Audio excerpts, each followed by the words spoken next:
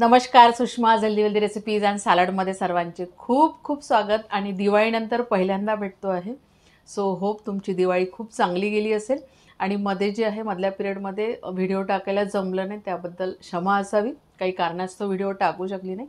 आणि आज आपला व्हिडिओ जो आहे तो अगदी हिवाळा स्पेशल आहे. हिवाळा सुरू झालेला आहे आणि मार्केटमध्ये छान मस्त ओली हळद विकायला आलेली आहे. आणि हिवाळ्यातच खायसाठी खूप चांगलं असणारं हे हळदीचं लोणचं आज आपण तयार करतोय. अगदी पटकन तयार होणारं लोणचं आहे. झटपट म्हणजे आता बनवलं आणि लगेच खायला हे रेडी असतं. तर या हिवाळ्यात 4 महिने तुम्ही हे लोणचं आवर्जून रोज थोडं थोडं खायचं. याचे भरपूर फायदे आपल्याला होतात त्या लोणच्याचे. आणि पटकन तयार होणारी ही रेसिपी आहे. आपण रेसिपी बघणार आहोत. पण त्याआधी जर तुम्ही माझ्या चॅनलवरती नवीन असाल किंवा अजूनही माझं चॅनल सबस्क्राईब केलं नसेल तर प्लीज चॅनलला सबस्क्राईब करा. रेसिपी आवडली तर जास्तीत जास्त लाईक करा, शेअर करा. तसेच बेल आयकॉनला पण क्लिक करा, जेणेकरून माझ्या नवीन व्हिडिओचे नोटिफिकेशन पहिल्यांदा तुम्हाला येतील. रेसिपीला एक लाईक नक्की द्या आणि चला पटकन रेसिपी बघूया. इथे मी ही 400 ग्राम हळद घेतली आहे. तुम्ही जर मार्केटमध्ये जात असाल तर तुम्हाला अशा पद्धतीची हळद जी आहे ते विकायला येते. आणि हे जे मोठे मोठे दिसतात ना, ॲक्च्युली आपण थोडंसं जाणून घेऊया हळदीविषयी. कारण आपल्या भारतीय जीवनशैलीमध्ये आपण हळदीचा कितीदा दिवसातून कितीदा तरी वापर होतो. म्हणजे दुधात तरी टाकू, आपल्या भाजीत तर ती असतेच, इतरही आपण पदार्थ बनवतो.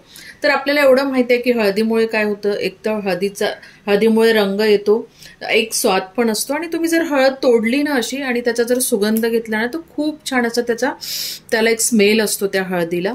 आणि हे बघू शकता एकदम कोळे आहे. आपण असेच वापरतो. आपल्याला जे लोणचं घालतोय ना आपण, तर लोणच्यासाठी आपण अगदी कोळे कोळे वापरतो. पण तीच हळद थोडी मॅच्युअर्ड झाली. तुम्ही इथे बघू शकता याची स्किन बघा, अशी थोडीशी जुनी स्किन आहे आणि ही स्किन बघा नवीन स्किन आहे.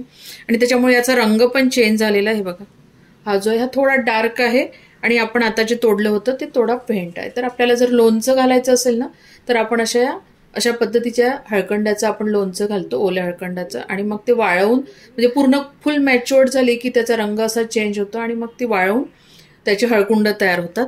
तर हा जो आहे हा मेन पोर्शन असतो, म्हणजे हा कांदा आहे त्याचा. आणि यालाच हे याला बायफेरकेट होते याचं, आणि याला हे सगळी आजूबाजूलाही हळद लागते. तसं हा कांदा जे आहे ते परत रियूज करतात ते लावायसाठी. पण इथे मी कांद्यासहित लोणचं घालणार आहे. आणि याला स्वच्छ धुवून घ्यायचं, मातीमध्ये जमिनीत असतं. आणि हे जवळपास एवढी हळद जी आहे ना, ते ह्या 2 कांद्याची हळद आहे. ही मोठे जे 2 कांदे आहे. आणि ही जी म्हणजे अगदी विदाऊट फर्टिलायझर अशी ही हळद आहे. सो आपण त्याचं लोणचं टाकणार आहे. आणि हळदीचे तर गुणधर्म सगळ्यांना माहिती आहे की अँटीसेप्टिक आहे. हा तर एक महत्वाचा गुणधर्म आहे, तो सगळ्यांनाच माहिती आहे. पण ती अजूनही आपली रोग प्रतिकार शक्ती वाढवते. आता आपण या हळदीला स्वच्छ धुवून घ्यायचं आहे. म्हणजे मी काढली, घरचीच असल्यामुळे ती काय झालं ना की त्याला खूप माती होती, तर ते पाण्यात मला ठेवावं लागलं. ते 2-3 धुवावं लागलं. स्वच्छ केली, मग नंतर त्याला कोरडी केली. आता पूर्णपणे कोरडी, म्हणजे तुम्ही मार्केटमधून जरी आणाल ना तेव्हा तिला चांगलं पाण्यामध्ये डुंबून ठेवायचं अर्धा तास. आणि नंतर काढून मग ते छान कोरडी होऊ द्यायची पूर्णपणे. तर आता आपण काय करूया, याची सालं काढून घेऊ. तर याचं जे लोणचं आहे ते दोन्ही पद्धतीने घालू शकता. आयदर किसून घालू शकता किंवा तुम्ही त्याचे छोटे छोटे पीस करून पण घालू शकता. तर आता हे संपूर्ण हळद जे आहे ते मी याने अशी त्याची सालं काढून घेते. सर्व हळदीचे सालं काढून झालेले आहे इथे. आणि आपण आता ही हळद जी आहे ती किसून घेऊ. तर इथे जे मोठं आहे ना त्याने मी किसून घेते. शक्यतो मोठं तुमच्याकडे किसणी असेल ना तर मोठ्या याने किसा, म्हणजे त्याचं लोणचं चांगलं होतं. छान मोठे लांब लांब असे पडतात. आपण हे सगळं आता किसून घेऊया. तर छान सुगंध येतो हळदीचा किसताना म्हणा किंवा जेव्हा मी त्याची सालं काढत होती तेव्हा पण. आणि बघू शकता संपूर्ण आपली हळद जी आहे ती छान किसल्या गेली आहे. त्यानंतर मी हे ते आलं घेतलेलं आहे, 80 ग्राम आहे. ऑप्शनल आहे, तुम्हाला पाहिजे असेल तर टाका. आणि याला पण स्वच्छ धुवून घ्यायचं, छान सुकवून घ्यायचं आणि थोडंसं मोठ्या साईजचं घ्यायचं. याचे आपल्याला सालं काढायचे आहे. आणि सालं काढून झाले की त्याच्यामध्येच आपण किसून घेऊ त्याला. आणि इथे आपलं अद्रक पण किसून झालेलं आहे. सो आता आपण पुढची प्रोसिजर करूया. आता आपण लोणच्याचा मसाला तयार करून घेऊया. तर 1 टेबलस्पून धणे आहेत, 1 टेबलस्पून मोहरी आहे, नंतर 1 टेबलस्पून सोप आहे आणि 1 टेबलस्पून जे आहे ते जिरं आहे. आणि ह्या 5-6 मिरच्या आहेत. तर ह्या साधारण तिखटवाल्या मिरच्या आहे, खूप तिखट नाही. सगळ्या मसाल्याला खूप भाजून नाही घ्यायचं आहे, जस्ट आपल्याला त्याचं मॉइश्चर काढून घ्यायचं आहे. तर त्याच्यामुळे हाताला थोडं टेस्ट करायचं. असं गरम झालं की गॅस बंद करून द्यायचं आपल्याला. थोडं हाताने आपण चेक करूया.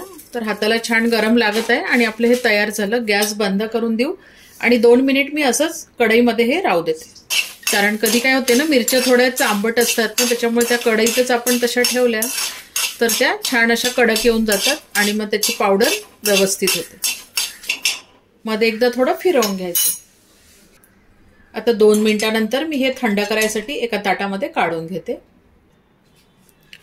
हे खडे मसाले पूर्णपणे थंड झालेले आहे आता.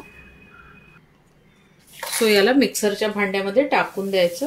आपल्याला याची पावडर बनवायची आहे, पण फाईन पावडर नाही बनवणार आहे मी, अशीच दरदरी पावडर याची तयार करणार आहे. सो हे मिक्सरला मी फिरवून घेते. इथे आपल्या लोणच्याचा मसाला पण तयार आहे, तुम्ही बघू शकता. हे अशा पद्धतीने फिरवून घेतलेलं.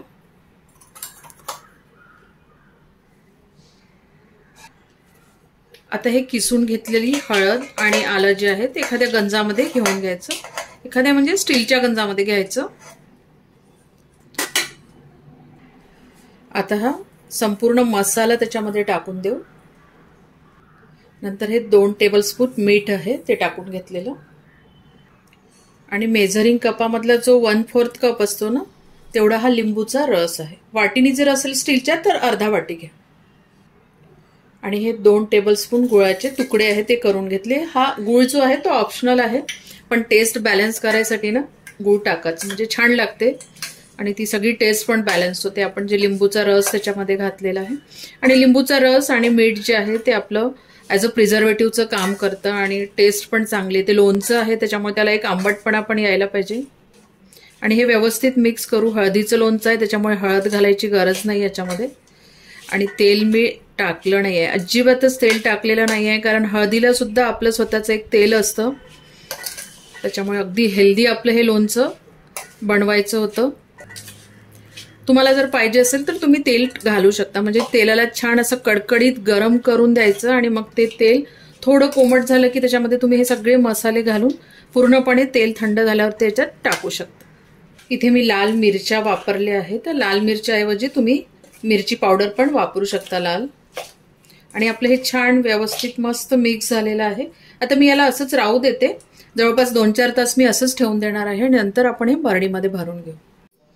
आणि इथे मी लोणच्याला 5 तास असंच ठेवून दिलं होतं आणि सगळं व्यवस्थित मिक्स झालेलं आहे. या लोणच्यामधलं आपण जो गूळ टाकला होता तो गूळ पण छान सगळा विरघळला आहे ह्याच्यामध्ये. आणि सगळे जे मसाले वगैरे आहे, मीठ आहे, ते व्यवस्थित ॲब्सॉर्ब यांनी करून घेतलं. आणि आपलं हे आता लोणचं तयार आहे बरणीत भरण्यामध्ये. आणि या लोणच्याचं असं आहे ना की तुम्ही इमिजिएटली हे लोणचं खायला सुरू करू शकता. आणि या सीझनमध्ये खायचं, थोडं थंडी आहे याच्यामध्ये तर चांगलं असतं खायला, म्हणून हे लगेच सुरू करून द्यायचं. मुरू वगैरे द्यायची याला काही गरज नाही आहे, असंच टाकल्याबरोबरच तुम्ही हे खाऊ शकता. जेव्हा जेव्हा लोणच्याच्या रेसिपी बनवते त्यावेळेस प्रत्येकदा सांगते की ज्यामध्येही आपण लोणचं भरतो ती गोष्ट स्टरलाइज करायची, म्हणजे कडक उन्हामध्ये एकतर ठेवायचं किंवा गॅसवरती ठेवायचं. लोणचं नेहमी काचेच्या किंवा चिनी मातीच्या बरणीमध्येच भरून ठेवायचं. तर सो तुम्ही अवश्य करायचं हे लोणचं आणि सगळ्यांनी घरी रोज थोडं तरी खायचं. त्याचे जे बेनिफिट्स आहेत ते नक्कीच तुम्हाला मिळतील. आणि विशेष म्हणजे हे लोणचं अजिबात खराब होत नाही. इथे मी हे लोणचं बरण्यांमध्ये भरून घेतलं. मुद्दाम या छोट्या बरणीमध्ये ठेवलं म्हणजे रोज खायला बरं. आपण डायनिंगवरती ठेवून दिलं की पटकन लक्षात राहतं आणि छोटीशी भरणी तिथे छान राहते. म्हणून याला आपण झाकण लावून हे ठेवून देऊया. सो हे पटकन तयार होणारं आपलं गुणकारी हळदीचं लोणचं तुम्ही एकदा नक्की ट्राय करा. खरंच खूप छान सुरूच अगदी हे लोणचं तयार होते. आणि रेसिपी आवडली तर जास्तीत जास्त लाईक करा, शेअर करा आणि माझ्या चॅनलला सबस्क्राईब करा. परत भेटूया अशाच एका छानशा रेसिपीसोबत. तोपर्यंत धन्यवाद.